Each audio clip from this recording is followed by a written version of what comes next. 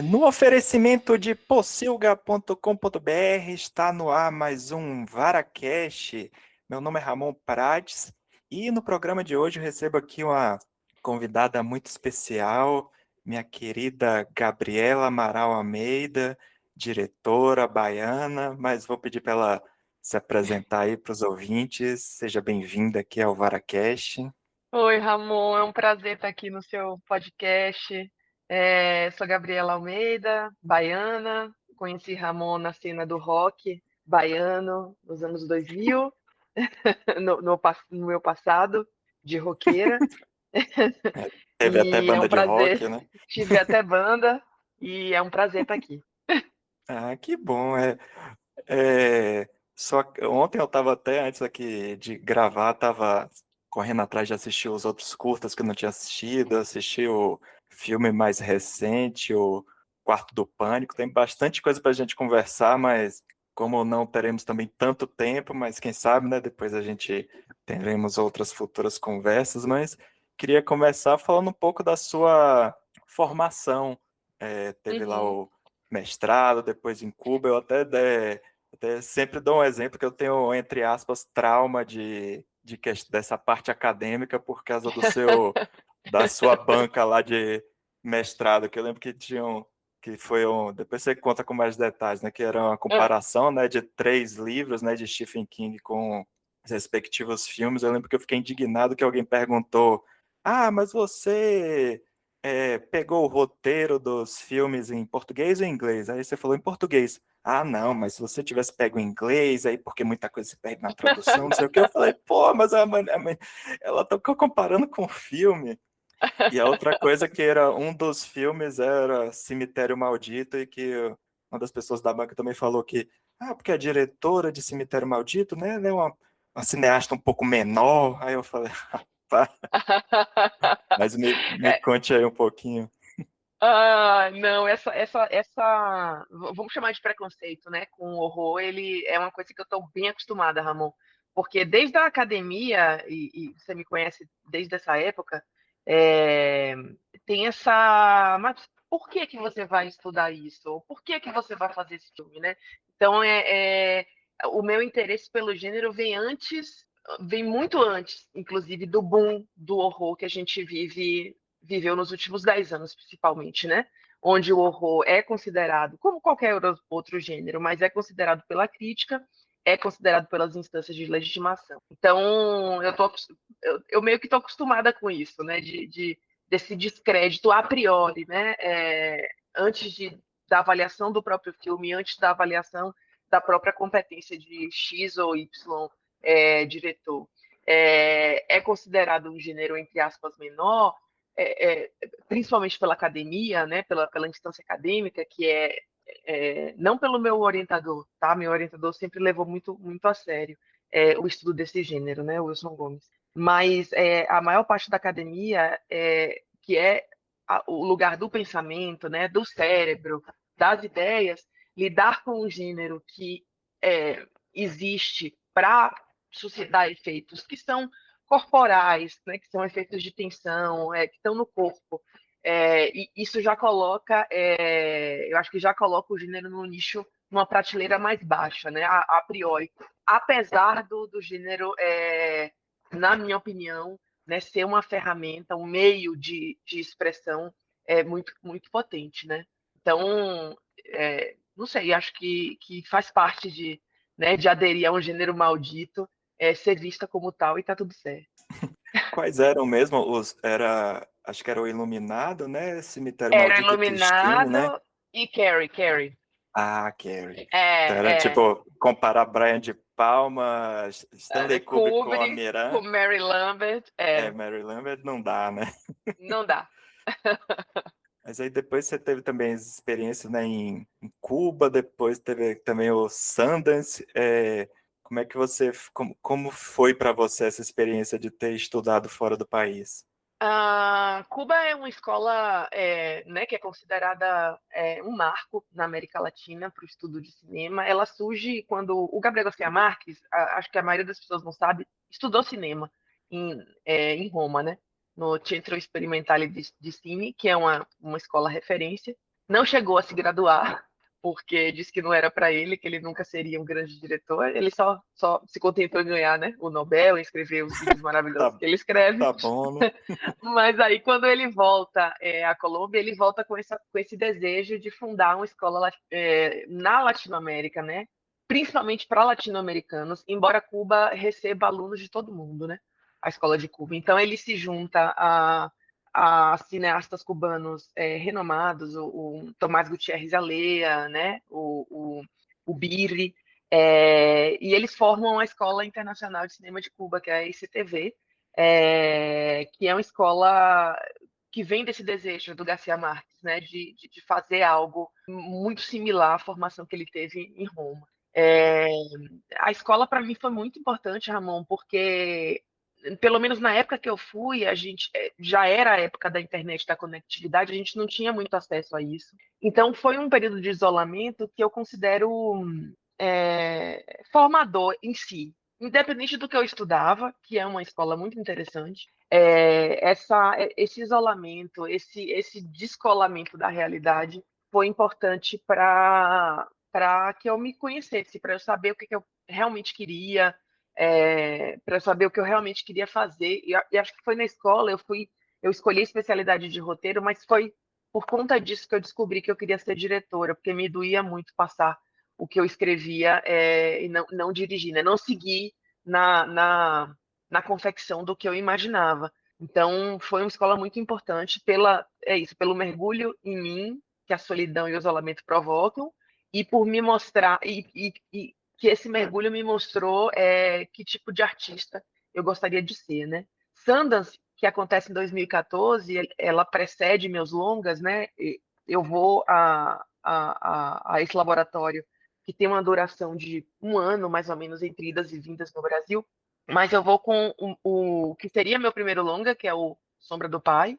É um laboratório muito prestigioso, assim, muito especial, né, eu me sinto sortuda de ter feito parte dele, porque por ele passaram, sei lá, o Tarantino, que foi meu professor, o Paul Thomas Anderson, gente muito boa com seus primeiros filmes, né? E ele tem um desenho, curiosamente, muito similar à proposta da Escola de Cinema de Cuba, que é você tem o seu trabalho avaliado por pessoas que trabalham no campo, ou seja, por dramaturgos, roteiristas, fotógrafos, diretores. Você volta com esse roteiro para casa, trabalha alguns meses nesse roteiro, volta para um laboratório de direção que é muito interessante, onde ele dura um mês e meio e você escolhe cinco cenas que você considera pivotais, né, dentro do seu roteiro, e você filma essas cenas lá com atores americanos, com um crew americano, né, com uma equipe americana, e edita tudo e se põe à prova, né? Põe à prova o que você escreveu. E acho que isso não tem muito preço, né? É, é um luxo você poder fazer isso num primeiro filme, onde, né, estão lá as dúvidas, o medo, é, né, de encarar um projeto grande pela primeira vez e tal. Então foi um. E aí eu voltei, participei também do Laboratório de Música, que é uma loucura, que é no Skywalker, lá no Rancho Skywalker, e você escolhe dessas 5 cenas uma para musicar com orquestra, com um aluno que está lá estudando composição, enfim. Então é um processo didático muito poderoso, muito em sintonia, né, com a prática pedagógica da Escola de Cuba. Então, eu acho que foram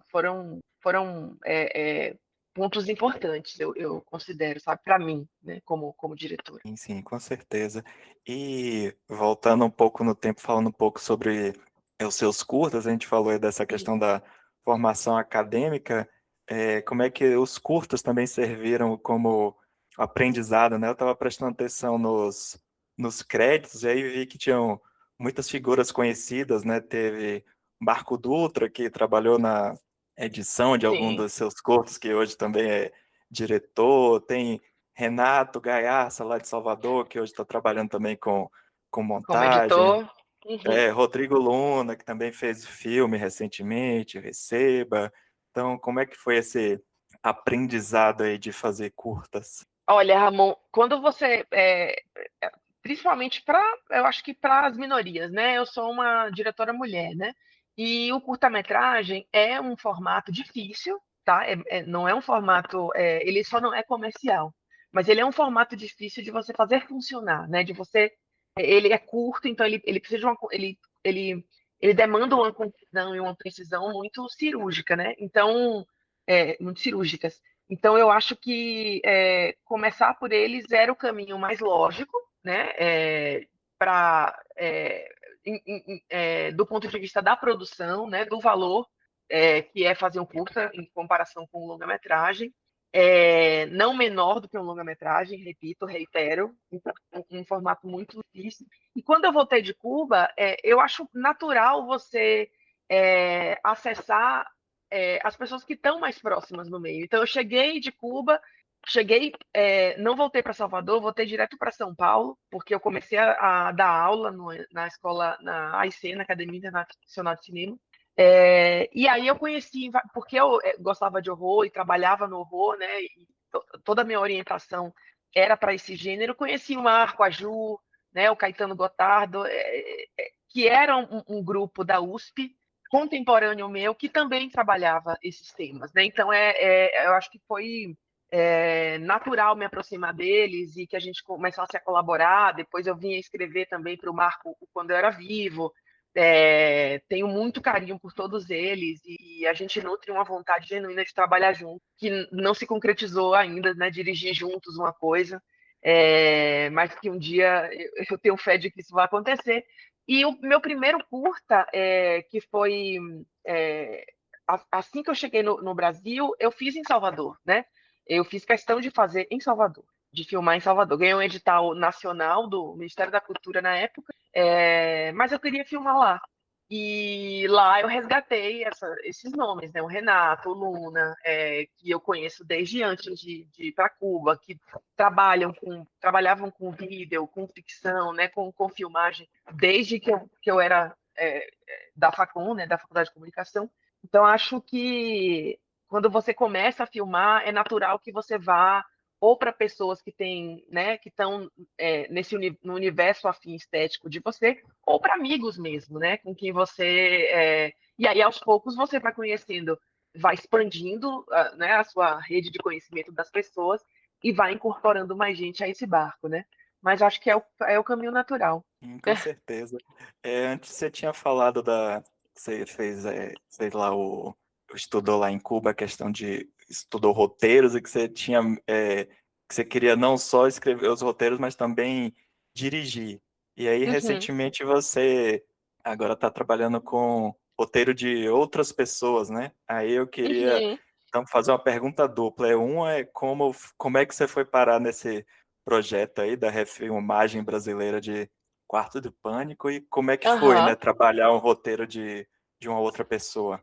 Ramon é muito bom, porque eu costumo dizer que é, o diretor que escreve e dirige, eles são duas pessoas em uma. Então, eu sou muito, por exemplo, eu sou uma pessoa completamente diferente escrevendo, e quando eu leio o meu próprio roteiro, o trabalho que eu tenho, porque o filme ele não tá feito no roteiro, né? Ele está proposto. Vamos lá, o roteiro é um documento propositivo. Então, me deparar com o roteiro do Fábio Mendes do Quarto do Pânico, para mim é natural, é muito natural a forma como eu me aproprio desse texto, né? Que é como eu faço com o meu próprio texto. Então, quando eu dirijo o que eu escrevo, eu desconstruo o que eu escrevo, eu aprimoro o que eu escrevo junto com os atores, eu reescrevo esse roteiro até o último dia de filmagem. Porque eu acho que as peças vão caindo no lugar, sabe? E com o Fabinho Mendes foi a mesma coisa. É um roteirista acostumado com esse processo, né? Muito generoso, porque roteiro não é literatura, né? Você é isso, você tem um guia, né? Acho que a palavra em espanhol é a melhor palavra, é um guion, é um guia, né? Para você entender uma cena, para você entender é, é, a encenação. não significa que você deva transportá-lo tal e qual ele está escrito para a tela. Ele é um guia para a produção, ele é um guia para todas as pessoas que trabalham com você, mas quando você trabalha com artistas muito criativos e competentes, como é a equipe que trabalhou comigo no Quarto do Pânico, essas próprias pessoas têm cada departamento, né, a direção de arte, a fotografia, tem uma interpretação desse texto e vai também levar esse texto para um lugar. Então, a leitura do texto feita por um diretor, ela é independente da escritura do texto, para mim, né? E eu acho que eu sou um bicho de direção. Eu sou um bicho, eu gosto, né, dessa coisa de ler e de ver o subtexto, né, e de buscar a melhor maneira de traduzir o sentimento ou a sensação que está, né, proposto naquela cena. Então, para mim, eu te digo, já é o que eu faço, né, porque eu sou duas em uma.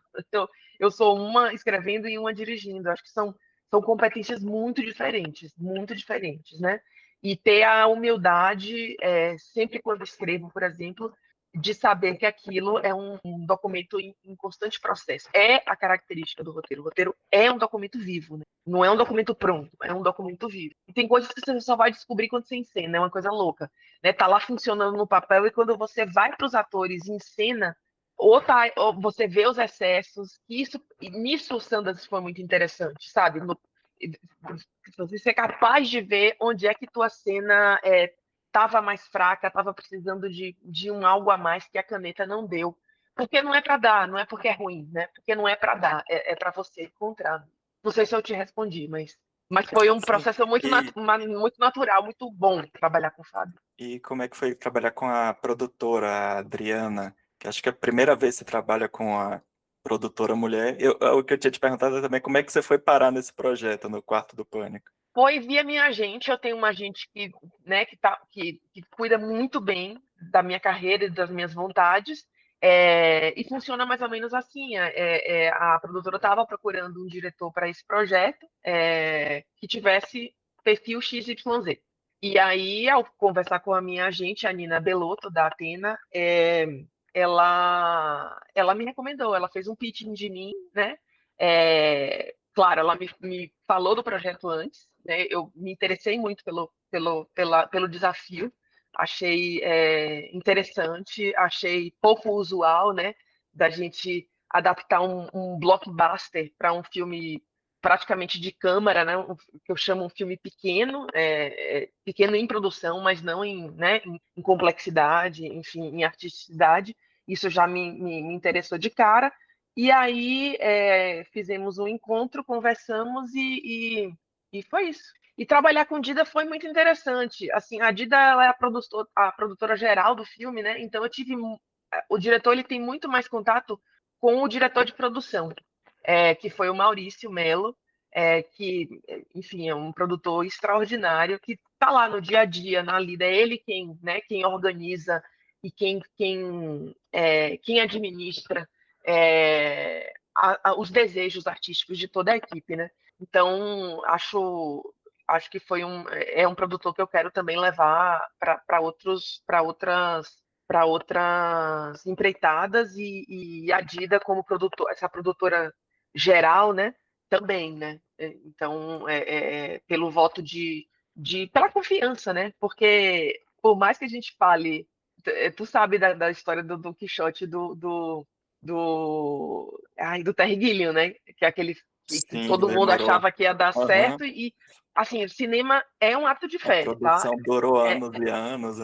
e não saiu, porque tudo pode dar errado, Ramon. Assim, tem mais chance de dar errado do que de não dar errado. Porque depende de muitos fatores, né? Então, o filme, para mim, literalmente, quando eu vejo um filme, isso é genuíno, tá? Seja ele comercial ou não comercial, não me importa o rótulo, ele é um milagre ali na minha frente. Sempre foi assim, eu sempre tive, e sei que você é assim também, que você é cinéfilo, que você. Mas depois desses anos fazendo, é mais, sabe? É muito. Porque tudo é muito frágil. Tudo é muito um sopro. Criatividade é um negócio que bate um vento e ela pode, sabe? E você conseguir preservar, né, como é que eu falo? A, a integridade da atuação de um ator, e aí vão os círculos concêntricos, da fotografia, da direção de arte, a integridade disso tudo junto é um pequeno milagre, né? E é isso. Com certeza.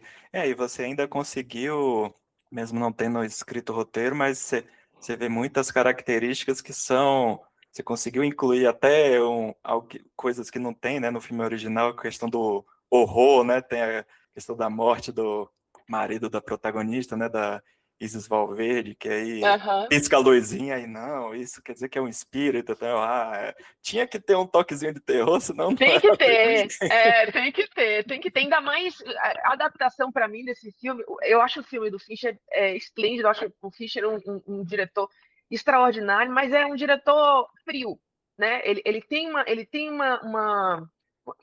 é característica dele, é polida, é uma superfície polida, né? E eu acho que parte da adaptação para o Brasil, a gente tinha que trazer uma rugosidade aí que tem a ver com religiosidade, com crença,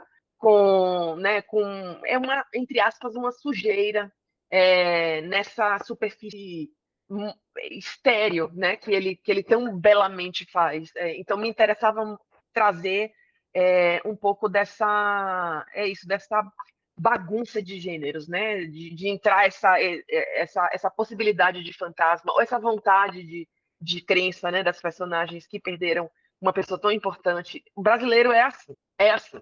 Tipo, morreu uma pessoa, você começa a encontrar finais em tudo, porque a gente é assim, né? Então, eu acho que fazia um pouco parte do processo de adaptação trazer essa brasilidade, e o Fábio fez isso muito belamente.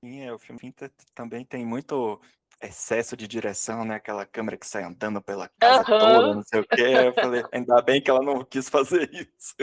Não quis e nem poderia, porque aquilo É, é caro e aquilo ali difícil. não foi CGI, né? Aquilo Sim, é uma loucura aquilo.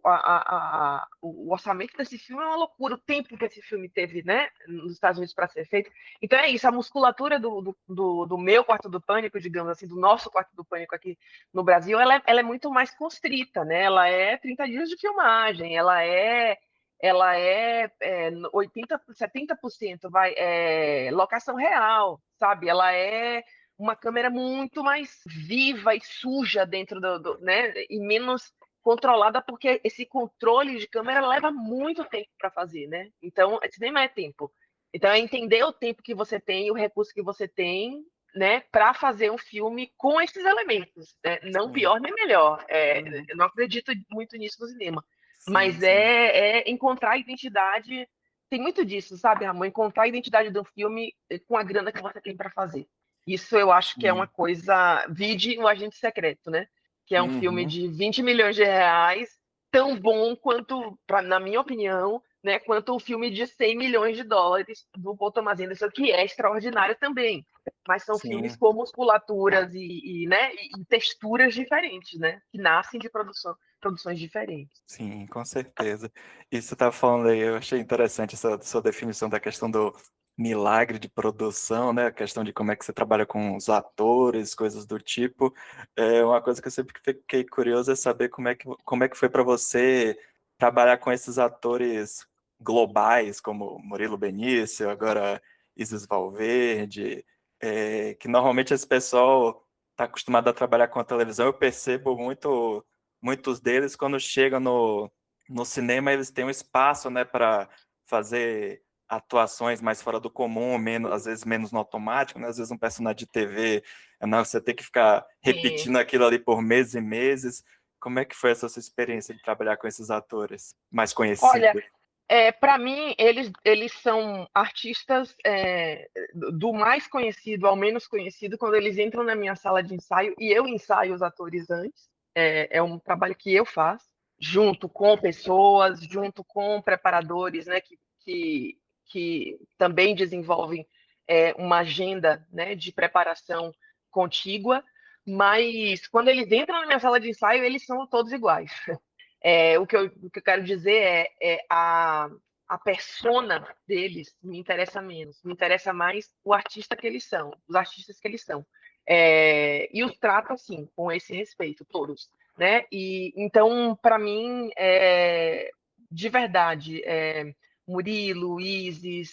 Agora acabei de dirigir uma série também para Netflix com Marieta Severo, que é uma maravilha, com Zé de Abreu, que maravilha de dirigir. Eu os enxergo na arena, no suor de levantar uma cena, né, como os artistas talentosos que eles são e não como as personalidades públicas que eles são, né? Então, eu acho que esse é o primeiro passo para a gente chegar numa coisa humana, né? Você se colocar humanamente para o seu colega de cena. E como diretora, eu tenho uma abordagem, Ramon, que eu me considero a minha câmera é parte da cena. Então, a minha vontade de estar meu desejo de sempre estar em ensaios, de fazer eu mesma os ensaios com meus atores, de ter um tempo de preparação extensa, vai nesse sentido. Eu não estou atrás da câmera. A câmera é um corpo dentro da cena. Seja fisicamente, quando eu estou com câmera na mão, que é uma coisa que eu gosto muito de trabalhar, seja quando a câmera está mais distante, mas assim a proximidade da relação que eu desenvolvo com os atores faz com que eles, como é que eu posso dizer, é, diz, é, tirem da câmera essa importância maquinal que a câmera tem, sabe? Meio que é, todo o meu trabalho vai no sentido de viva né, a sensação que a cena pede, e encare a câmera como, sei lá, como o alter ego dessa cena, como parte dessa cena. Não faça para a câmera, né? Não atue para a câmera, porque isso, você falou a coisa do ator de televisão, tem muito na televisão, né? De fazer para a câmera. E quando você está trabalhando em cinema, a câmera é parte da narrativa, né? Como ela se move, como ela não está lá só registrando a atuação, ela está narrando a atuação. Então, todo o meu trabalho, eu acho que vai no sentido de construir essa nova câmera para esses atores, sabe? Desmistificar, essa era a palavra, desmistificar o lugar da câmera como uma coisa assim, ai, agora está valendo. Não, não, ela sempre vai estar lá, está valendo desde o momento que você pisa no cenário, não precisa fazer para ela, né? Eu acho. Antes de partir para o gancho da minha próxima pergunta, te perguntar quando é que você vai trabalhar de novo com a Luciana Paz, que sempre que quando eu vi Acabei de ela, trabalhar. quando eu vi ela nos seus filmes, eu achava, nossa, ela é o alter ego de Gabi É, na tela. ela é E quando, muito, muito, e muito, quando Ramon. eu Você vi, foi assim e quando no eu, ponto. e quando eu vi ela depois fazendo comédia, fazendo Porta dos Fundos, eu falei, nossa, não, ela é aquela moça lá do filme de terror de Gabi, não pode estar fazendo comédia. Você viu quão Maravilhoso. versátil ela é. Você Ela é trabalhou com maravilhosa. ela onde? Ela fez a série que eu Ah, dirigi, tá. né? Acabei de trabalhar com ela durante 6 meses. Foi Ah, muito que bom. massa. Eu acho a Lu. É muito fácil trabalhar com a Lu para mim. Você foi assim. A Lu é uma atriz que me entende pelo olhar, sabe? Quando ela faz uma tomada, eu falo, vamos repetir. Antes de eu falar, ela já sabe é meio telepatia, é muito maluco isso que acontece com a Luciana. Então, para mim, é muito confortável. Eu quero muito trabalhar com ela de novo. Quero muito trabalhar com o Murilo de novo, com Camila Mota, com todos eles, com Isis, porque todos eles deixaram uma marca muito funda em mim, né? Foram projetos, de novo, eu reitero, o ator para mim é o ponto central, e a partir dele é que eu construo toda a mise-en-scène, né, todo o balé ali para a câmera, não é o contrário. E isso demanda uma confiança, uma conexão forte, né? Com esses atores. Então, eu tenho muita vontade, Ramon, de trabalhar em um próximo filme com ela. Quem sabe? Está vindo aí. Sim. E aproveitando esse gancho aí que você falou desses próximos projetos, então outra pergunta dupla. Uma, como é que foi trabalhar para televisão, né? Você trabalhou antes no Verdades Secretas 2, né? A novela do streaming da Globoplay, agora com esse novo projeto aí para Netflix? Netflix. Como é que foi essa diferença aí de trabalhar para televisão? Olha, a televisão que eu fiz, né, que é uma televisão, o Verdades Secretas, ele é uma soap series que ele chama, é uma mistura de telenovela com série, né? Essa outra que eu fiz é uma série. Ela tem mais esse desenho audiovisual mesmo, né? De trabalhar com a câmera e tal. Nos dois projetos, Ramon, eu fui. O que é que acontece na televisão? São projetos muito extensos, muito grandes, e geralmente tem mais de um diretor. Então, em ambos os projetos, eu não fui a diretora geral. Eu fui uma das diretoras, com muito orgulho disso, né? No Verdade, a diretora-geral era a Amora Maltner, querida. Eu trabalhei junto do Bruno Safad e do Felipe Barbosa, dois diretores também de cinema, né, que trabalharam como diretores, não diretor-geral. E nessa segunda para Netflix, fomos duas diretoras, eu e a Daniela Carvalho, e direção-geral do Mauro Mendonça, filho, né? É muito interessante, porque eu acho que você ganha quilometragem de set. Então, você dirige tanto e é uma jornada braba, né? A jornada em audiovisual é de 12 horas, né? Por dia de filmagem durante 6 meses, é um negócio, 4 meses, mais que 2 meses são pré-produção. É um porradão, um pancadão. Mas te dá uma agilidade, né? E uma. É isso, é quase como se fosse uma maratona. é, não mais não tem isso de mais difícil, mas você fica mais acostumada com o processo de espera, de resolução de problemas, então as coisas elas vêm mais sharp, elas precisam vir, né? Mais rápido, mais sharp. Há dias, por exemplo, que a gente filma em cinema, eu filmo o quê? Uma média de 3 a 4 páginas. É um dia de filmagem pesado, né? Em televisão, eu já cheguei a filmar 12 páginas, né? Num dia. Então, tem uma celeridade. Características desses dois projetos que eu fiz, nem sempre é assim, porque a televisão hoje está bem diversa. Então, existem projetos que têm um pace, a depender de que projeto seja esse, que é muito similar ao cinema, né? Você vê um Pluribus da vida, ou sei lá, um Euphoria da vida, né? São séries de televisão que têm essa característica de audiovisual cinematográfico e que também demandam um sistema de produção similar, né? Semelhante, que dê tempo e espaço para que se consiga alcançar essa feitura, né? Então, para mim é bem interessante. Eu gosto muito de trabalhar como diretora em produtos de televisão. É um negócio que me interessa bastante, né? É que aqui no Brasil as novelas são os nossos blockbusters, né? São os que Exatamente, têm maior exatamente. produção, que têm maior É, repercussão, né? Exatamente, Ramon. O nosso mainstream audiovisual é a telenovela e é a telenovela como linguagem também, né?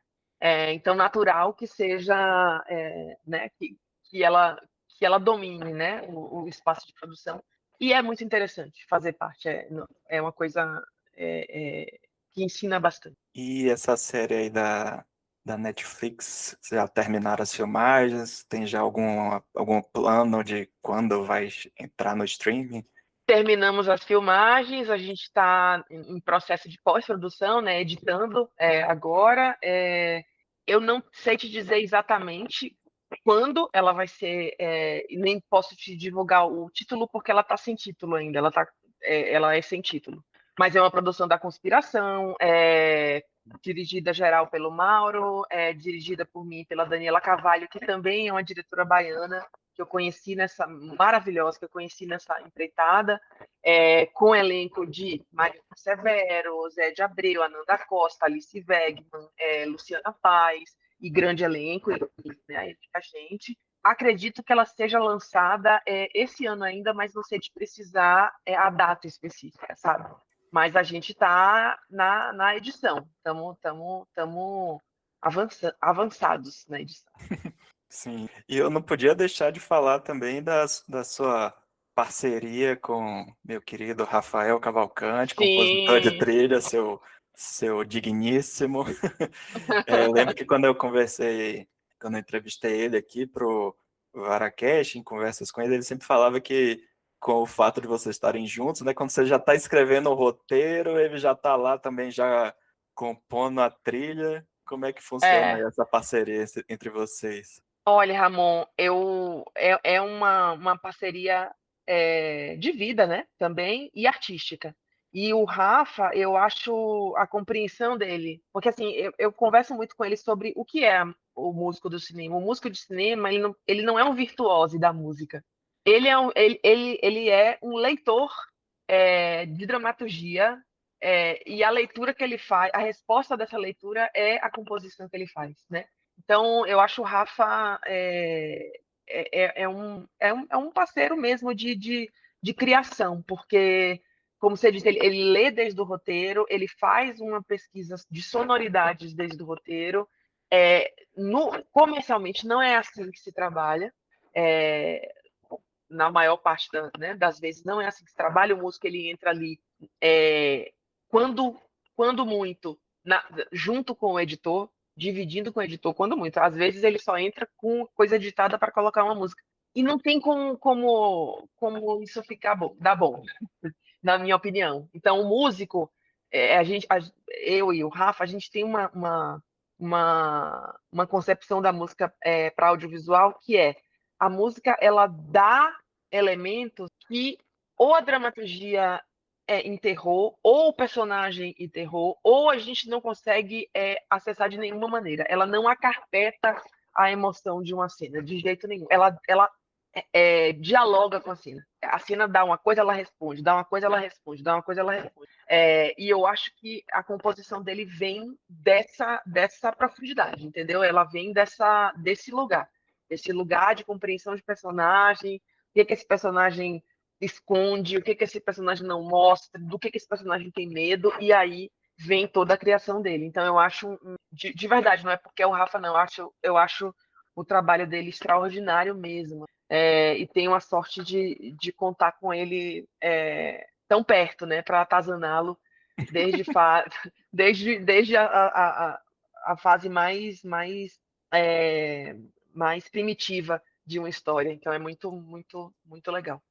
Até aproveitar e fazer um pedido para você e para ele, que é disponibilizar as trilhas sonoras dos Ah, ele filmes. fará. Isso É, eu peço também sempre, mas você sabe como é, Rafa. tem o nosso querido também Maurício Selma, tem o podcast junto com o amigo dele, Gustavo Camargo, sobre Papo de Trilha, que é só sobre Que ótimo. trilhas sonoras de filmes, e eles fizeram uma vez um programa sobre trilhas de filmes brasileiros, e aí falaram dos seus filmes dele, e aí usou até Aham. que a edição do nosso podcast aqui para como Que legal. referência. Não sabia que Maurício tinha esse podcast bacana. Vou ouvir. Sim, sim, é muito legal, ouça. Para quem é Vou. fã de trilha sonora, e aí a gente fica aqui o pedido. E para finalizar, né, apesar de que a gente podia ficar aqui horas e horas, além dessa série da Netflix, o que mais você já pode adiantar para a gente de futuros projetos? Você tem já Olha, mais alguma coisa para sair ou alguma coisa para começar a ser feita? tem. Meu próximo. Eu vou fazer uma. Eu vou. Estou entrando em pré de uma série, agora como diretora-geral da Amazon, que eu estou muito empolgada. Não posso ainda revelar muita coisa. Assim que eu puder, eu volto aqui, juro. Então, mas é uma série com a qual eu estou bem empolgada. E na sequência tem a filmagem do Crocodila, que é meu próximo filme, que é né, vamos lá, vou chamar de body horror, mas eu acho que é sei lá, um melodrama de horror, vamos chamar assim, sobre uma herdeira carioca que se transforma num crocodilo, tem essa transformação, né, literal, e se transforma nesse bicho, que é topo de cadeia, predador, e eu entro em pré-produção logo depois de sair da série. Então, é a série, e aí entro em pré do Crocodila, que é um filme por qual tenho muito apreço, que eu quero fazer logo, que já são 7 anos esperando para fazer esse filme. Mas ele vai sair. E ele conta com a Bianca Comparato, né, como a Crocodila, e é produzido pela South, que é a produtora da Bianca Comparato e da Yana Chang. São duas produtoras jovens e cheias de paixão por esse projeto. Então, são esses os próximos planos. Ah, muito bem. Então, novidades muito boas aí. Estarei aguardando ansiosamente tanto pela essa produção da Netflix, esse projeto futuro da Amazon e esse filme aí, você falou, Mulher que se transforma no crocodilo. Pronto, já me ganhou já. Tá Pronto. bom, já. Já é bizarro o É, suficiente, né, amor? não preciso saber mais do que isso, não, já tá ótimo. É. E agradecer aqui você pela Ah, foi um presença no prazer. podcast. E é isso. Então, aguarda aí notícias dos seus próximos projetos e quem sabe aí futuramente, talvez aí no início do ano que vem, a gente conversa de novo aí sobre essas Pronto, novidades. pronto. Então, Foi um prazer, Ramon. Muito obrigada por me receber aqui. E é isso. e agradecer também aí a pessoal da sua assessoria, Mariana, Cine, né? Uhum. Isso, agradecer também por ter viabilizado aqui. Então é isso. Muito É. obrigado, Gabi. Até o próximo, eu aguardando aí seus projetos. Um beijo. Obrigada, querido. Tchau, Beijo. tchau. Tchau.